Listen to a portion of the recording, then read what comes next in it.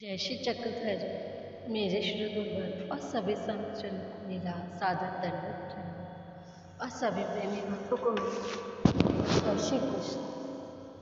आइए आप सभी प्रेमी भक्तजन मिलकर मेरे साथ पूर्वार्ध की लीला का चिंतन कीजिए।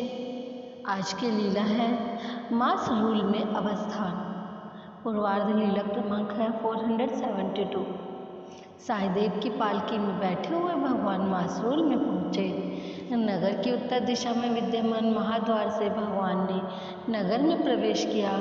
सभी सौभाग्यवती स्त्रियों ने भगवान को आरती करके उनके सिर पर वंदना की। वहाँ से भगवान सीधे साईदेव के घर गए। सभागार में भगवान को ऊंचे सिंहासन पर बिठाया। फिर भगवान के श्री चरणों को प्रक्षालन करके उनके मस्तक पर गंध अक्षत समर्पित किया। सभी भक्तजनों के मस्तक पर तिलक लगाया गया। उसके बाद पानी से सिर पर वारणा करके शरीर पर उत्तल लगाकर मालिश की। फिर उन्हें गर्म पानी से स्नान कराया। सारे शरीर पर सुगंधित चंदन केशर का लेप किया। भगवान के गले में अनेक पुष्प मालाएं समर्पित की, गंध अक्षत की, धूप आरती की, मंगल आरती की। अनेक स्वर्ण अलंकारों से भगवान को विभूषित किया। इस प्रकार बड़े श्रद्धावान से भगवान की पूजा अर्चना करके अनेक पकवानों से भरा हुआ भोजन का थाल भगवान के सम्मुख रखा गया। भगवान ने भोजन किया। भक्तजनों के साथ साईदास ने भी भगवान का प्रसाद ग्रहण किया। फिर सभी ने भोजन किया। साईदास के आग्रह को मान देकर भगवान ने 1 महीने तक यहीं निवास किया। प्रतिदिन भगवान के भोजन के लिए तो साईदेव के घर से थाल आता था और भक्तजनों के लिए ब्राह्मणों की रसोई घर से भोजन आता था। भगवान की पूर्व दिशा में एक कुएं के किनारे पर एक आम का पेड़ था। वहाँ भगवान प्रतिदिन विहरण के लिए जाते थे। आगे लीला का हेतु है साईदेव को भगवान के संबंध और दर्शन का पुण्य फल प्राप्त होगा, भजन क्रिया का साध्य प्राप्त होगा, अगली सृष्टि में प्रेम साधन प्राप्त होगा। वहाँ की जड़ चेतन वस्तुओं को भगवान ने जो संबंध दिया था उसका सुफल उन्हें प्राप्त होगा।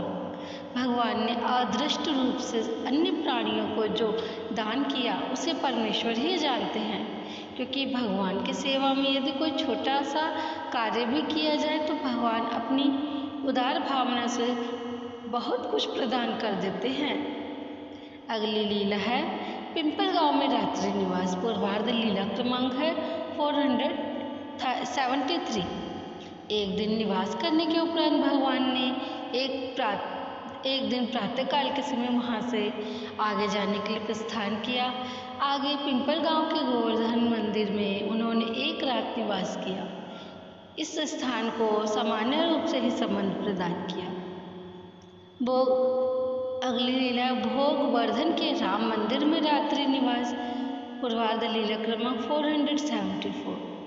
दूसरे दिन प्रातःकाल के समय भगवान पिंपल गांव से निकलने के बाद भोगवर्धन गांव में आए। इस गांव के वायव्य कोण में नदी के दूसरे तट पर पूर्वाभिमुख राम का मंदिर था। वहाँ भगवान ने रात के समय निवास किया। यहाँ पर भी भगवान ने सामान्य रूप से संबंध प्रदान किया। भोगवर्धन से दूसरे दिन प्रातःकाल के समय निकलकर भगवान से सेलवड़ गांव में पहुँचे। वहाँ गांव के वायव्य कोण में पूर्वाभिमुख वामेश्वर का मंदिर था। उसके आगे एक बावड़ी थी। उस वामेश्वर में ही भगवान ने रात को निवास किया। इस स्थान को भी भगवान ने सामान्य रूप से संबंध प्रदान किया। आगे की लीला है आनवा गांव के आम्रवन में अवस्थान। पूर्वार्ध लीला क्रमांक 476। दूसरे दिन प्रातःकाल के समय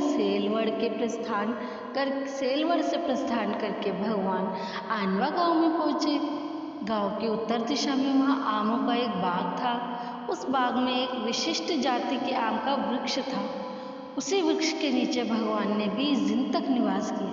प्रातःकाल के समय उस बाग के रक्षक वहाँ हाथ पैर मुंह धोने के लिए प्रतिदिन आते थे।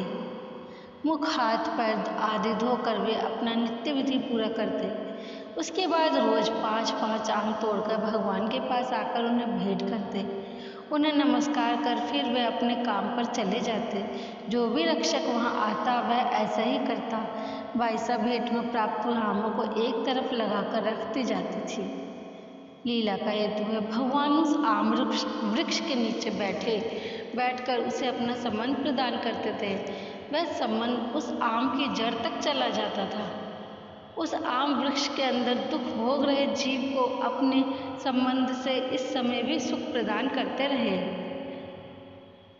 और इस जन्म के बाद वह जीव को संबंध का फल अलग से मिलेगा।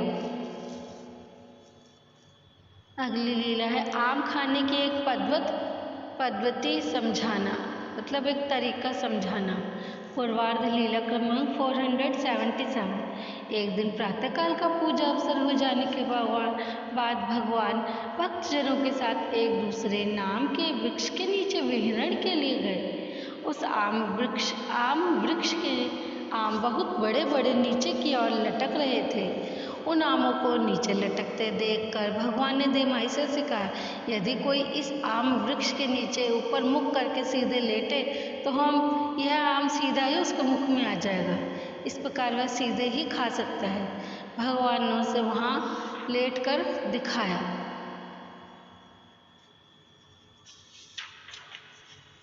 लीला का हेतु उस लटकते हुए आमों को या उस वृक्ष को जो दुख हो रहा था, भगवान अपने संबंध से उसके दुख को दूर कर उसे सुख प्रदान करते थे। उस समय अजड़ माया का कार्य रुक जाता था। तो ये थी हमारी लीलाएं, बहुत अच्छी। आप सभी भक्तजन इन लीलाओं का चिंतन कीजिए। हम कल फिर और नई लीलाओं के साथ मिलेंगे। तब तक के लिए आप सभी को मेरा जय श्री कृष्ण, जय श्री चक्रधर।